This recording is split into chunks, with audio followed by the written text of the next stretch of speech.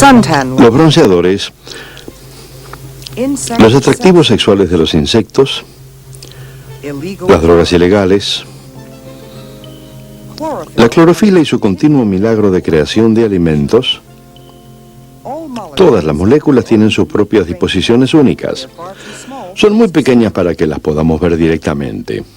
Sin embargo, es posible hacer que las moléculas envíen señales que revelen su propia estructura interna. Entonces se puede determinar de qué átomos están hechas las moléculas y cuál es la disposición de esos átomos al descifrar señales desde adentro.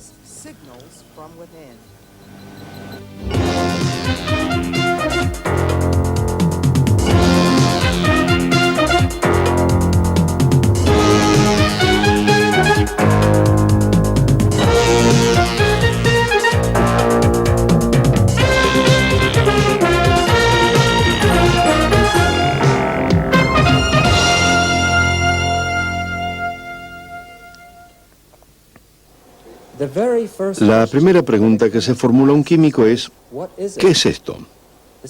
Esto puede ser una muestra de polvo de la Luna traída de vuelta gastándose mucho dinero desde la superficie lunar. Podría ser un narcótico impuro de la calle o el extracto de glándulas de 100 polillas gitanas.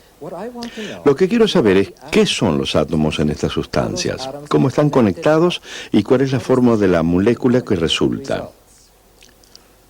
¿Cómo se determina la estructura de una molécula? Bueno, podemos tomar una mezcla que es impura, podemos separar los componentes, los podemos purificar, los podemos colocar en la solución, y entonces ¿qué? Estas moléculas, maravillas pequeñas, entidades pequeñas, son muy pequeñas para poder verse con cualquier microscopio. Yo me pregunto, ¿qué son? Notablemente pueden hablar. Las moléculas pueden responder a una sonda en el nivel molecular, y esa sonda es la luz, o mejor dicho, la radiación electromagnética. Interactúan con esa sonda. Las modifican de un modo que dependen de su propia estructura y movimientos. Acá hay una molécula en solución.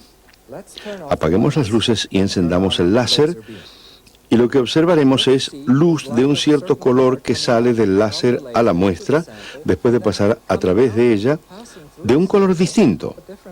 Estas impresiones de una molécula en radiación electromagnética, interpretada por nosotros, son las señales desde adentro que nos dicen qué es lo que tenemos.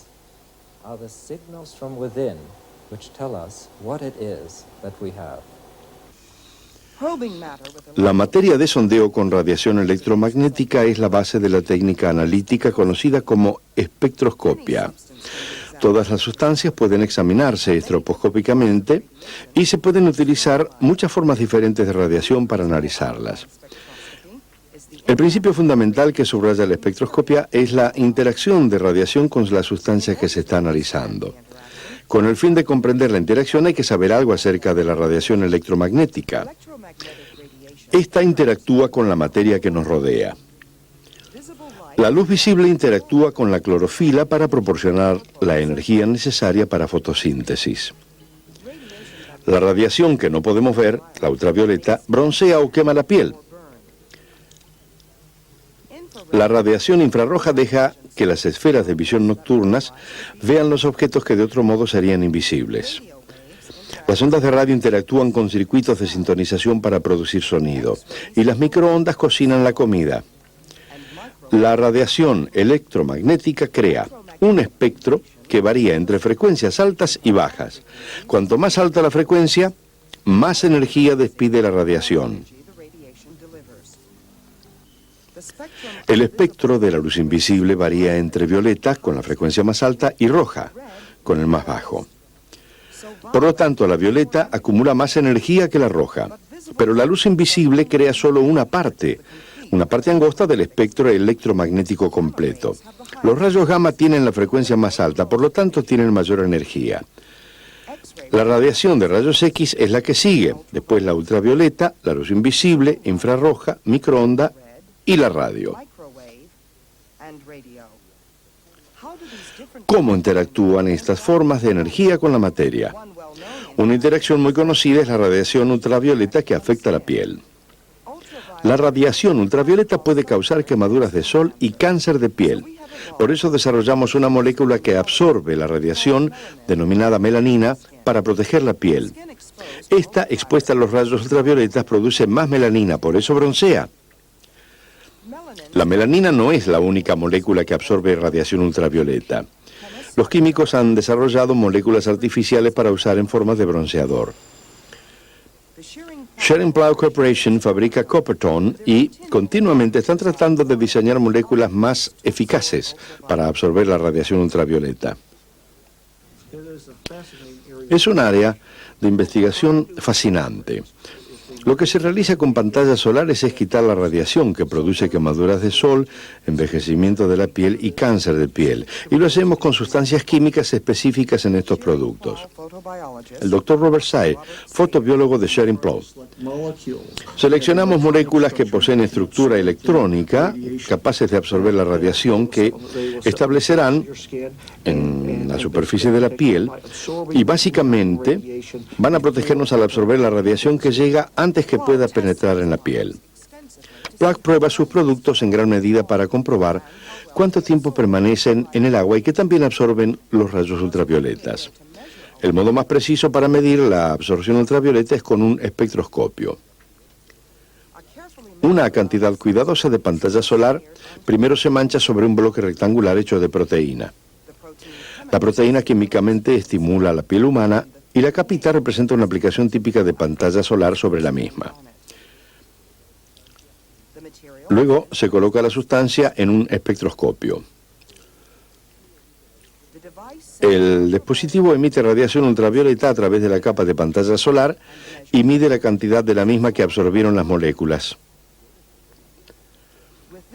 Con esta información, los científicos de Plough pueden predecir qué tan eficaces serán esas moléculas para proteger la piel. Verifican predicciones al exponer voluntarios humanos a radiaciones solares simuladas. El tiempo de exposición que lleva a producir una quemadura solar luego se compara con el tiempo que lleva a quemar la piel desprotegida. Esta comparación permite calcular el factor de protección de quemadura solar o SPF. Un SPF de 2 deja atravesar la mitad de los rayos ultravioletas. Uno de 4 solo deja atravesar un cuarto y así sucesivamente. A medida que el número aumenta, se filtran mayor cantidad de rayos perjudiciales. ¿Qué? ¿Pero por qué la melanina y las moléculas de pantallas solares absorben rayos ultravioletas? La razón es que cualquier molécula absorbe radiación cuando se la eleva de un nivel de energía al siguiente y los niveles de energía molecular resultan de sus movimientos internos. La forma más obvia del movimiento molecular es el movimiento en el espacio de un sitio a otro. Por eso las moléculas móviles poseen energía cinética, pero las moléculas también tienen que ver con los movimientos internos. Rotan, como esta molécula de cloruro de hidrógeno con 2 átomos. Así es que las moléculas también poseen energía adicional de sus electrones que existen a nivel de energía específico. Cuanto más grande y compleja es una molécula, más estados de energía posee. Incluso una simple molécula de agua posee energía de inclinación, extensión y rotación. Todas energías de distintos modos de movimiento interno discretas, lo que significa que se encuentran a nivel específicos.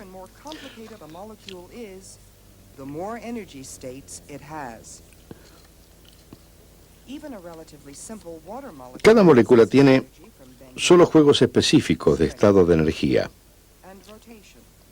vibracional, rotacional y electrónico. Ahora, para obtener señales desde adentro de la molécula, necesitamos excitarla de un estado de energía permitido a otro. Esta molécula tiene solo juegos específicos de estados de energía. Ahora, para obtener señales desde dentro de la molécula, necesitamos excitarla de un estado de energía permitido a otro. Ahora no es simple como parece. Necesitamos agregar una cantidad exacta de energía. Podemos ilustrar esta idea con un ejemplo desde nuestro mundo microscópico. Hay varios ejemplos que ocurren solo si agregamos un paquete específico de energía, ni más ni menos. Este es un vaso común de laboratorio. Si lo golpeamos, vibra con una cierta frecuencia. Ahora, podemos agregar una cantidad específica de energía, un paquete de energía en este vaso, para que vibre tanto que se rompa. Vamos a ver. Esta demostración utiliza una analogía de onda sonora para demostrar que la energía debe estar en la frecuencia correcta antes de que pueda interactuar con la materia. La única frecuencia que el vaso va a absorber es la del tono que produce cuando se lo golpea. Este es un amplificador, produce ondas sonoras. El sonido mandará energía al vaso. También podemos seguir las ondas y verlas en el osciloscopio. Cuanto mayor es el número de ondas, mayor es la frecuencia. Ahora queremos empezar con una frecuencia más baja que la del vaso. Subamos el volumen y veamos si podemos romper el vaso.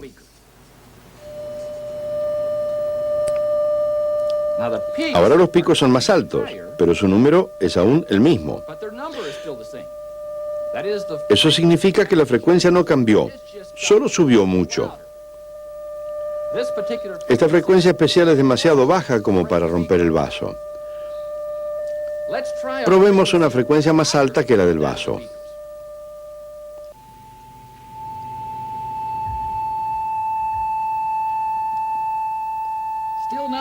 Todavía nada.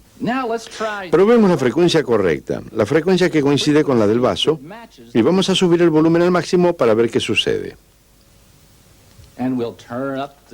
La energía dirigida a través del vaso debía estar a la frecuencia correcta con el fin de que el vaso vibre.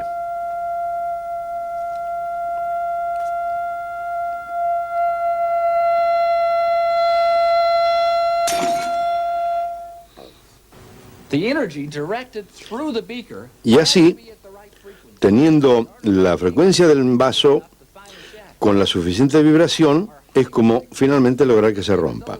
Frecuencias más bajas o más altas, a pesar de que fueron intensas, no tendrían el mismo resultado, no funcionarían. A nivel molecular, el cuadro es aún más complejo que la analogía de onda sonora. Las moléculas pueden absorber varias frecuencias de radiación diferentes, depende de los niveles de energía. Cada frecuencia debe proporcionar el paquete de energía exacto para elevar una molécula de un nivel de energía al siguiente.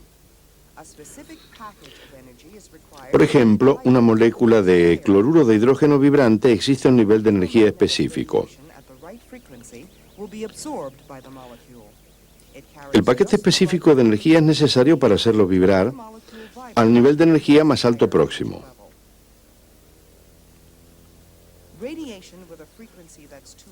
La radiación electromagnética en la frecuencia correcta será absorbida por la molécula.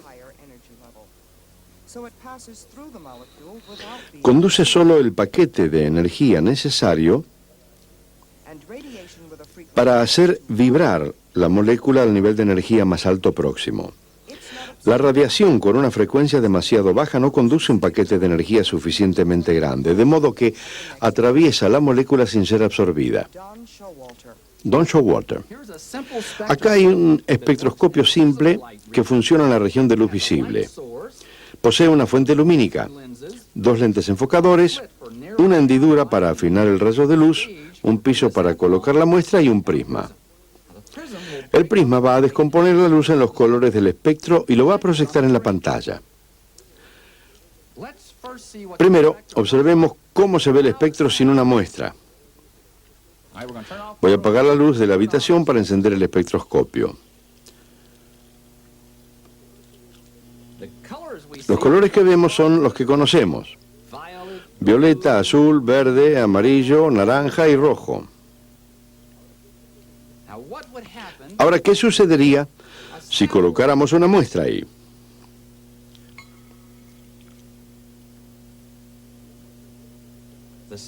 La muestra que vamos a examinar es clorofila. Mezclé pasto con alcohol y lo piqué en un catador. El alcohol extrajo la clorofila del pasto. Observen lo que sucede cuando la luz atraviesa la muestra de clorofila. Se quita una banda de luz. Las moléculas de clorofila absorbieron ciertas frecuencias de la luz visible. Esta energía absorbida elevó algunos de los electrones en las moléculas de clorofila a un nivel de energía más alto. La energía de la banda de luz absorbida coincide exactamente con las diferencias de energía entre el estado de piso de esos electrones y el nivel más alto donde fueron excitados.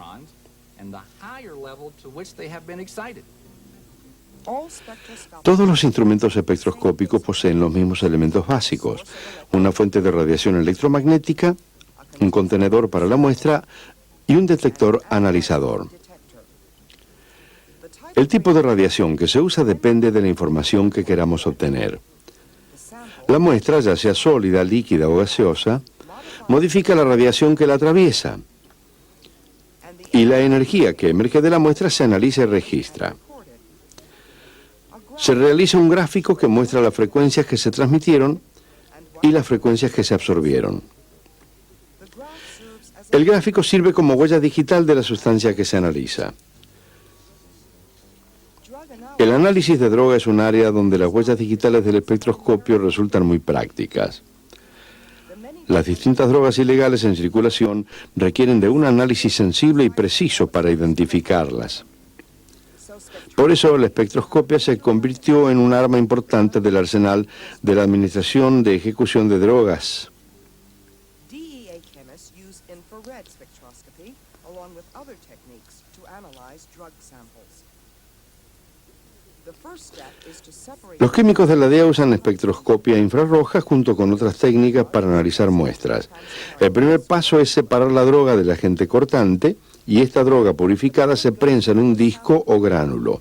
Este se coloca en un portador de muestra que a su vez es insertado en el espectrómetro. Bueno, vamos a colocar el gránulo en el espectrómetro y realizar nuestro análisis infrarrojo. Vamos a obtener un espectro que será un patrón de huellas digitales único para esta sustancia especial. La DEA usa un espectrógrafo computarizado. La memoria de la computadora tiene una biblioteca de espectros infrarrojos de drogas conocidas. La muestra desconocida se compara con la información de la memoria para su identificación. Un espectro infrarrojo se inclina hacia abajo en las frecuencias que se absorben. Las ubicaciones de esas inclinaciones o bandas se refieren a qué estructuras se hallan presentes.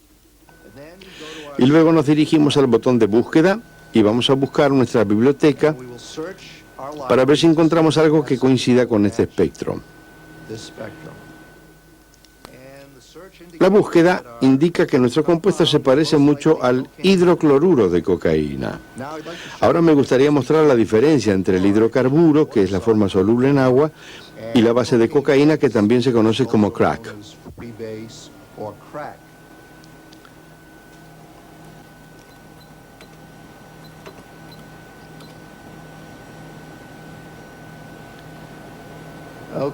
Muy bien, ahora se puede ver que este es el hidrocarburo. Se puede observar el área justo acá que no se encuentra en la base libre de cocaína. Y el resto de la molécula es más o menos similar. Pero ¿qué ocurre cuando la DEA encuentra drogas nuevas que la computadora no tiene en su biblioteca? Este fue el caso cuando una droga mortal nueva denominada China Blanca entró en el mercado. La droga era tan poderosa que solo se necesitaba una pequeña cantidad. Y las pruebas de laboratorio convencionales no pudieron detectar las cantidades exactas presentes en las muestras confiscadas. Lo que finalmente logró quebrar el código químico de droga fueron los espectrógrafos infrarrojos de la DEA, junto con otras técnicas del Dr. Ted Crum. Hallamos varias características importantes en el espectro que ayudaron con respecto a la identificación de este compuesto como alfa-metil. Ahora tenemos la estructura tal como la habíamos determinado, utilizando un conjunto de técnicas. Una vez descifrada la molécula, los químicos de la DEA pudieron desarrollar una prueba que puede usarse para identificar la droga en el campo. Provistos de la prueba de campo, los agentes finalmente pudieron arrestar al fabricante mientras entregaba 8 libras de droga a un comprador. La prueba necesaria para probar su culpabilidad no hubiera sido posible sin los químicos de la DEA y la espectroscopia infrarroja. La habilidad de la espectroscopia para identificar moléculas conocidas para descifrar la estructura de las nuevas se hizo útil en muchos otros campos. Los científicos del Departamento de Agricultura de los Estados Unidos la usaban en sus investigaciones sobre defensas naturales contra insectos como sustituto de pesticidas. Los espectrómetros ayudan a desenmarañar las estructuras de moléculas naturales complejas para comprender cómo se unen. Una vez que se comprende totalmente la estructura, entonces tratan de hacer copias sintéticas de la misma en el laboratorio para que se puedan producir en gran cantidad. Un área importante de investigación es la de los atractivos sexuales usados por los insectos, especialmente las hembras para seducir a los machos. Los encantos sexuales se denominan feromonas. Ofrecen un modo seguro, no tóxico, para atraer insectos a sus trampas y evitar el uso de pesticidas. El Dr. Myers-Schwartz elabora feromonas de insectos sintéticas en su laboratorio. Lo que estoy haciendo es transformar un alcohol en un bromuro, que será la sustancia inicial para una de nuestras síntesis de feromonas sexuales de un insecto. Requiere purificación, destilación y la verificación de la estructura por medio de espectroscopia infrarroja y otros medios. Una parte importante del trabajo del Dr. Schwartz confirma que él realizó una copia exacta de la sustancia química natural. Utilizó espectroscopia infrarroja para verificar la estructura de las moléculas que trató de duplicar en el laboratorio. El espectrómetro envía una gama de frecuencias infrarrojas a través de la muestra y el espectro revela características importantes de la estructura molecular en la pantalla. Las que son más importantes a esta altura es la que está acá, representando un carbono para una unión doble de oxígeno. En combinación con esta banda especial representa un heteracetato que de hecho estábamos realizando antes. Una vez que se obtiene una copia precisa, se prueba para comprobar si funciona. Un túnel de viento en miniatura le permite a los científicos del departamento ver qué tan tentadora es su creación. Se le coloca la feromona a un extremo del túnel y una caricia amorosa de una polilla gitana macho vuela contra el viento para atraparla. Es lo suficientemente malo que él esté detrás de todo este lío por una sustancia química sintética. Pero los científicos del departamento cuentan con otro truco sucio debajo de la manga. Pueden controlar la velocidad de una cinta transportadora rayada sobre el piso del túnel de viento. La polilla aturdida ve la cinta en movimiento y piensa que está volando a toda velocidad hacia una hembra. Al ajustar cuidadosamente la velocidad de la cinta, los investigadores pueden detener el progreso hacia adelante de la polilla. La velocidad necesaria para detenerla les da una buena medida de qué tan fuerte atractivo sexual posee su feromona. Cuando llega al final, todo lo que encuentra son feromonas sintéticas en una caja de acero fría. Otro triunfo para la ingenuidad química y el análisis espectroscópico.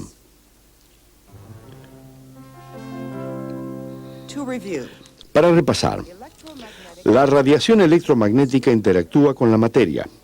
La luz visible es solo una parte de todo el espectro de la radiación electromagnética.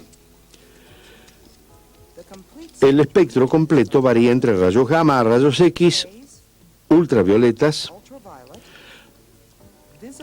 la luz visible, infrarroja, microonda y radio. Las moléculas absorben la radiación cuando son trasladadas de un nivel de energía a uno más alto. Los niveles de energía discretos de una molécula son el resultado de sus movimientos internos. La espectroscopia es un método analítico que hace uso de la absorción molecular. Un rayo de radiación se envía a través de una muestra y un espectro muestra qué frecuencias se absorbieron y cuáles atravesaron los picos y valles del espectro, que proporcionan pistas para la estructura molecular de la muestra. La espectroscopia se usa para identificar sustancias al combinar sus huellas digitales espectrales con espectros conocidos y descifrar la estructura de las moléculas que previamente se desconocían. Cualquiera que sea el uso, todo el análisis se basa en el mismo principio. Las moléculas pueden producir sus propias señales desde adentro. Lo que hemos visto en este programa es la espectroscopia comúnmente utilizada en modo de huella digital. Tenemos algo desconocido y tomamos un espectro. Esos son los picos, golpes y valles en su interacción con la radiación electromagnética. Luego se compara ese espectro con los espectros de varias moléculas conocidas y se buscan coincidencias. A menudo la situación no es así. La molécula que se realizó en el laboratorio nunca estuvo ahí antes o por primera vez se halla aislada de un organismo biológico. Aún se puede usar la espectroscopia para obtener una estructura. Mediante una técnica espectroscópica sabemos que hay una unión CH y una unión CO. Por otra técnica descubrimos que este hidrógeno está unido a un carbono que posee un oxígeno, pero hay otros que están unidos a carbonos que no poseen un oxígeno. Lentamente se va montando la estructura molecular. Y hay algo interesante en esto, es que ninguna de estas mediciones por sí mismas prueba la estructura completa de la molécula. Lo que obtenemos son pistas, una revelación parcial. Lo que se necesita es un detective químico. La mente de un hombre o de una mujer inquietante que resuelva rompecabezas para que monten por medio de estas pistas la estructura de algo como la feromona de la polilla gitana.